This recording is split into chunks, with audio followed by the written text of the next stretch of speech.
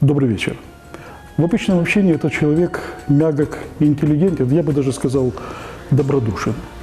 Но когда необходимо защитить собственную позицию, он становится жестким и неуступчивым, потому что позиция этой – забота о здоровье и жизни тысяч людей. Сегодня наш с вами собеседник – председатель Днепропетровского городского союза «Союз Чернобыля Украины» Игорь Турчин.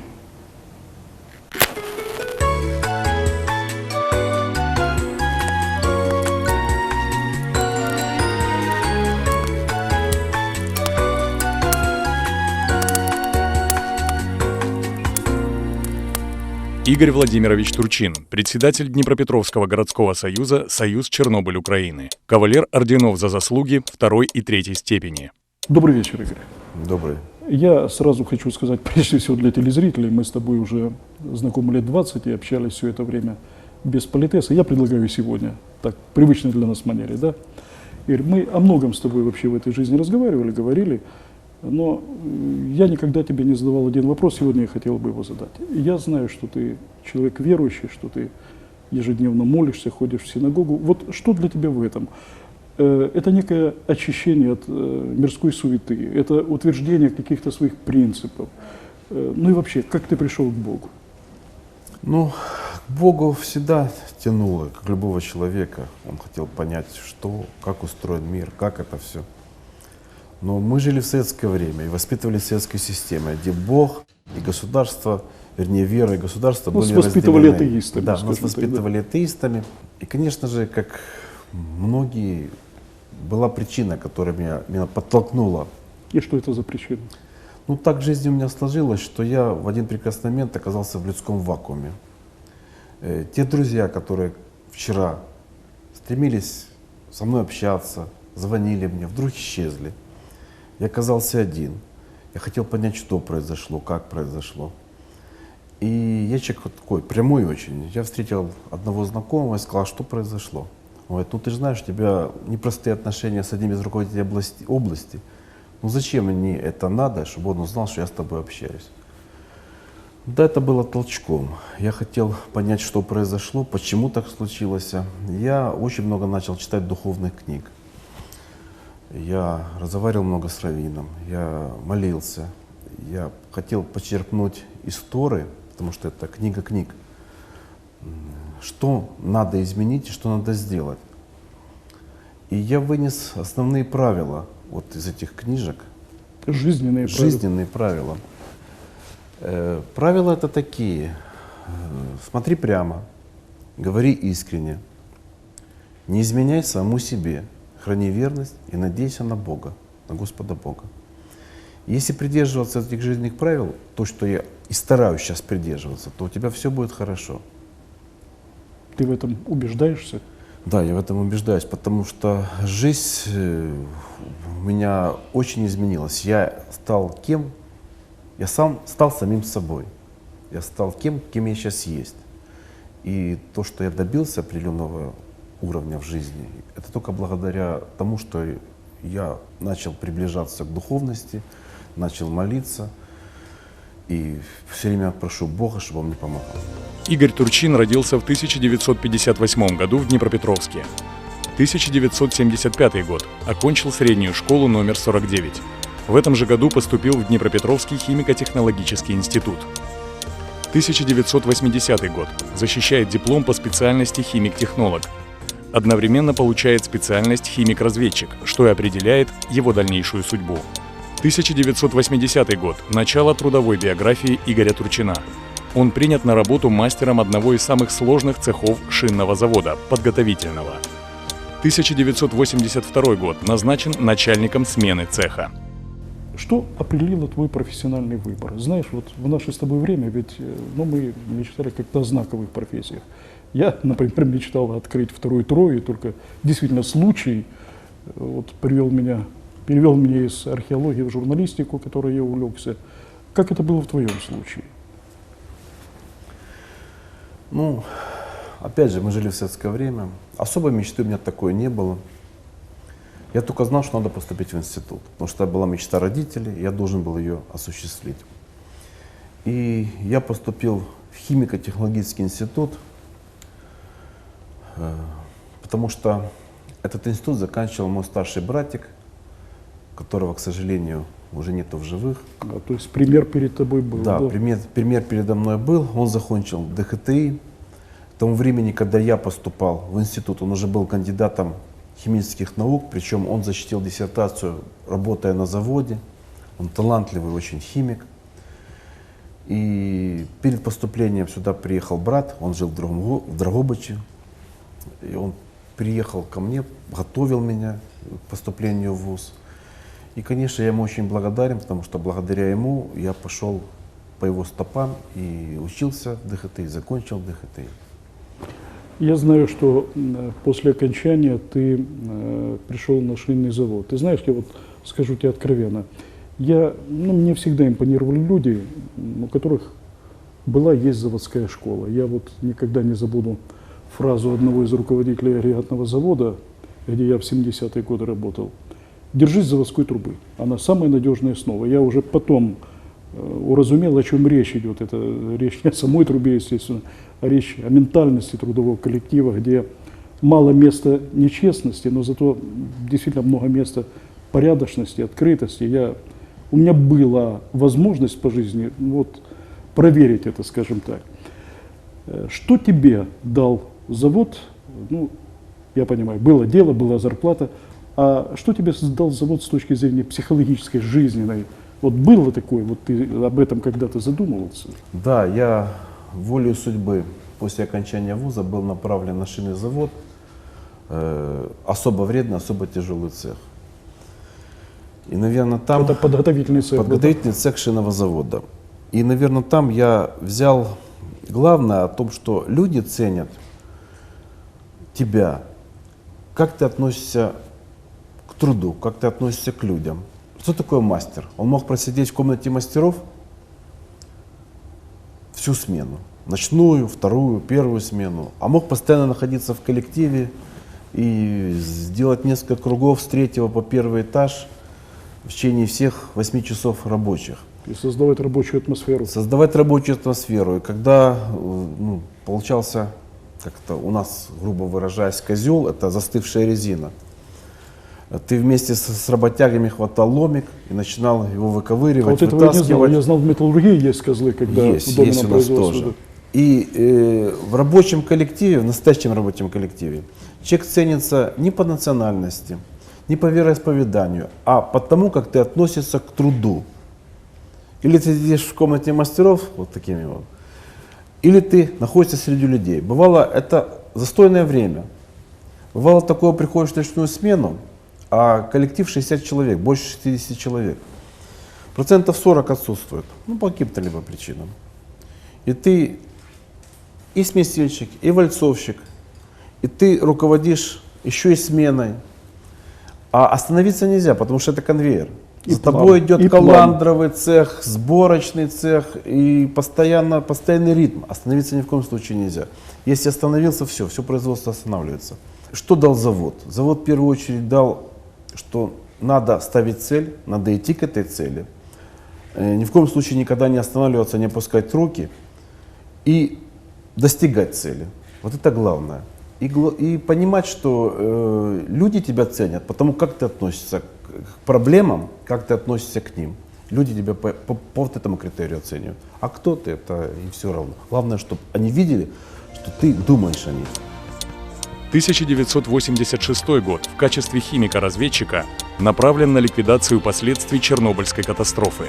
33 раза выезжал на ЧАЭС для ликвидации последствий самой грозной в нашей истории катастрофы. Ты попал в Чернобыль. Вот скажи мне откровенно, вот был страх или было непонимание того, что происходит? Потому как, в конце концов, ты химик-разведчик, я знаю, по военному образованию, но ты ведь не ядерщик. Можно ли было все тогда понимать, и отсюда был страх или не было страха? Смотри, я заканчивал ДХТИ, у нас была военная кафедра. Я химик-разведчик по военной специальности, старший лейтенант, химик-разведчик. Естественно, мы учили последствия радиации, что такое радиация. То есть ты в теме был? Я был в теме, да. Ну, как мы уже говорили, мы воспитаны той советской эпохой. Ну, и для меня вот родная земля — это не пустой звук. В 1986 году, в марте месяце, я был принят в коммунистическую партию. Ну, для ЭТРовца принять Да, это серьезно. это серьезно. Я это знаю тоже. Да, я был принят в коммунистическую партию. Сейчас многие стараются избегать ответов. Но я открыто говорю. Я верил, что можно построить коммунизм. Я открыто верил. Это наша жизнь, это да, наша это история. наша жизнь, да, я открыто в это все верил. И я понимал, что я как химик, как специалист должен быть там в Чернобыле. Что я должен защищать эту землю, мою жену, моего ребенка. Поэтому... Но ты выходил на крышу энергоблока с людьми. Вот, ну, какие чувства тогда были? Тем более, что ты понимал, что вокруг не все так безоблачно, как... Да, не все так просто. Да. Многие видели эти кадры в этих свинцовых передниках, в противогазах специальных. Знаете, я расскажу случай, который вот произошел тогда. Со мной была команда 16 человек. Я на тех этаже стоял монитор, и мне ученые показывали, что надо сделать. Моя задача была моей команды сорвать трубу, которая завязла в битуме. Огромная такая труба, но мы должны были ломиками ее сорвать и как можно ближе подкатить к краю и сбросить, если удастся. Мы не смогли, мы ее только сорвали с места. И мне была поставлена задача в проем на крышу выводить по 4 человека, давать команду спускаться вниз. 30 секунд работали и так по очереди. И вот когда все мы сделали, я подписал документы у главного радиолога станции. И ребята пошли на БК, административно-бытовой корпус 3, на дезактивацию, это баня. Там солдатские были. А я, офицер, я побежал на БК-1, там где офицеры были. И вот, выходя оттуда, я понимал, что ребята меня уже ждут. Ну, ребята, потому что мы все гражданские лица, партизаны. Меня дежурный солдат не выпускает, меня звенят сапоги. Я на него там рядовой, пропустить. Он: нет, у меня команда, не пропущу и все. У меня команда, они повышенный уровень радиации. Я их драил, я их мыл специальными растворами, не выпускают и все. Ну, слава богу, я встретил товарища офицера тоже. Я ему рассказал ситуацию, он сказал: пойдем со мной, там рядом склад был, он мне просто заменил сапоги, а мои сбросил в кучу, которая потом, эта куча везлась на могильник. И вот спустя много лет я думаю, первое, это произошло, потому что я оторвался от ребят, не пошел вместе с ними, а с другой стороны, может быть, Господь меня сохранил, потому что там не так контролировалось жестко, как у нас у офицеров. И что было бы сейчас со мной, если бы я сутки, двое, трое, а может быть неделю и больше находился бы в этих сапогах? Ног бы не было, и здоровья не было, был ли я. То есть вот этот случай, он у меня вот, на подсознании очень засел, что там, что все прописано, как себя вести, что ты должен делать по жизни. Вот, кстати, то, что связано с людьми, я думаю, что в этой ситуации по-разному люди наверняка проявлялись. Вот у тебя после этих дней, этих месяцев, какая-то переоценка ценностей по отношению к тем или иным людям произошла, нет? Нет, к людям у меня отношение осталось прежнее. Но у меня изменилось отношение к той системе, которая нас воспитывала. Во-первых, началась гласность, перестройка. Многое приоткрылось. Многое то, что было закрыто, ну как открыли ящик Пандоры, да? Да, все выскочило. Да. Мои товарищи, с которыми я был в Чернобыле, а шинный завод, очень много ребят с шинного завода призывалось, потому что инженеры, все заканчивали ДХТ, все заканчивали военную кафедру, начали болеть. Многие теряли сознание, у многих кровь шла из носу. Стало плохо. И вот я увидел отношение системы к этим людям очень негативное. Не можете работать, увольнять. А что человек может еще? Человек Родину защищал. Что же вы делаете? То есть я увидел, что государство нас рассматривает как отработанный материал. И тогда произошла переоценка ценностей во многом. Понятно. Скажи, есть сейчас в твоей жизни люди, которые, ну, скажем так, не дают тебе спокойно относиться к тому, к чему просто нельзя спокойно относиться? Смотрите, я на протяжении многих лет дружу с мэром города Ивановичем Куличенко. Для меня он является своего рода примером жизненных позиций. Например, он научил меня то, что во мне было всегда отсутствовало. Я всегда делил людей на белых и на черных. Ну, то есть кто со мной, кто против меня. Все, по-другому я не понимал. Однозначно. Да, однозначно, да. Он научил меня о том, что каждый человек, он своеобразный. Он не белый, не черный, он, ну, нельзя сказать серый. Серый не в плохом смысле Это слова. другое уже, да. Да. И я не имею права судить, какой он хороший или плохой. Господь видит, Он все знает. Он меня научил вот этим вещам. Он научил меня относиться к той грязи, которая льется рядом, на него, на меня, спокойно. Я никогда не забуду, как он мне сказал: льется грязь, со временем она высохнет и отлетит. Останется та правда и те действия, которые ты ведешь по жизни. И люди рассудят. Но я убеждаюсь, что он прав. Мне очень нравится, и во многом его влияние ощущается. Это наш руководитель городской партийной организации Иван Иванович Ступак, два Ивана Ивановича. Там немножко другое, там человек слова. Если он дал слово, он его всегда держит. Все знают, что если ты в команде у Ступака, в его обойме, если тебя кто-нибудь зацепит, тронет, обидит, он воспринимает это как свое оскорбление. И для меня это приемлемо. Я это на вооружение тоже беру, потому что если кого-то обидят из тех, с кем я рядом, я сразу иду в бой. Реагируешь адекватно, да? Да, да. То влияние на меня особо имеет еще. Вот в 2010 году губернатором назначен Вилкул Александр Юрьевич. Знаете, впервые в лексиконе появились такие вещи, как город, область, единая команда. Действительно, сейчас выстраивается сильная вертикаль. И то, что происходит в городе, это пример для многих, как себя вести. Смотрите, Запорожское шоссе, Космическое, проспект Правды, набережная Ленина. И для меня очень важно, набережная Заводская — это мой округ. Жизнь, работа и общественная деятельность Игоря Владимировича Турчина отмечена наградами. 2005 год. Награжден медалью за заслуги перед городом Днепропетровском. 2006 год. Ему вручен орден за заслуги 3-й степени. 2011 год. Игорь Турчин удостоен ордена за заслуги 2-й степени. 2012 год. Игорю Турчину вручен орден УПЦ Московского патриархата преподобного Ильи Муромца. Игорь Владимирович Турчин, депутат Днепропетровского горсовета. Ну, ты уже второй созыв депутат горсовета. Вот тоже, если положить руку вот сюда слева, да, так надо или есть нечто, что у тебя, ну, есть внутреннее чувство того, что это интересно и это надо. В хорошем смысле надо. Да, я скажу, наверное, так, что это есть моя жизнь. Вот делать добро и получать положительную энергию, для меня это очень важно по жизни. Это моя жизнь, потому что в 2006 году я стал депутатом. Тогда была списочная система, если ты помнишь. Да, конечно. Вот. И для меня была задача, это мои чернобыльцы. Создана была чернобыльская программа. Все думали, что она будет на бумаге. Нет. Я сделал так, вернее, я при поддержке мэра сделали так, чтобы она начала работать в жизни. Мы впервые начали ежегодно оказывать реальную целевую помощь вдовам. В 2010 году уже была мажоритарка. И тут я должен сказать, что я нашел еще одного союзника. Это Женю Морозенко, лауреата госпремии.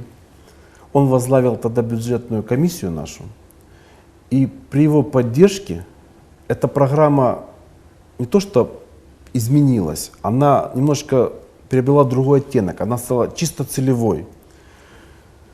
Мы с 2010 года по 2012 в 4 раза увеличили суммы целевых финансирований. Это инвалиды Чернобыля, это чернобыльские вдовы, это мы конкретно под людей покупаем путевки. И очень многие вещи у нас изменились. Нет такого расплывчатого, просто выделения денег на какие-то мероприятия. Нет, есть целевая помощь. Плюс я, конечно, благодарен и мэру, и Евгению Вадимовичу за ту поддержку у себя на округе. Потому что благодаря и моральной, и финансовой поддержке начались решаться те вопросы, которые не решались десятилетиями. Буквально за 2 года они не только начали решаться, многие вопросы уже решились. Вы знаете, что коммунар — это проблема с подтоплением. Да. Это проблема с ливневками. Это отвод воды после дождя, после снега. Ну, Ленинский район сам по себе непростой район. Да. И было все очень непросто. Для меня очень важно, у меня на округе находится один из старейших храмов Днепропетровска. Это Крестовоздвиженский храм, Свято-Крестовоздвиженский храм. И он стоял в воде. Ливень, дождь, снег. Благодаря поддержке и Куличенко, и Морозенко мы смогли реконструировать коллектор, и вода ушла. И вода ушла. Это очень важно. Люди видят реальную работу. Скажи, а что для тебя самое значимое в этой жизни? Помогать людям. Я уже ответил. Помогать людям. Помогать людям. Тепло моей семьи. Чтобы в моей семье все были здоровы, чтобы мы все были вместе. Ну, чтобы сын встретил свою половинку. А ты стал дедом. А я стал дедом, да.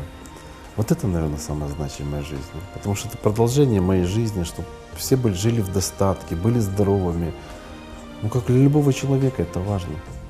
Игорь, спасибо тебе за, как всегда, искренний Спасибо вам. разговор.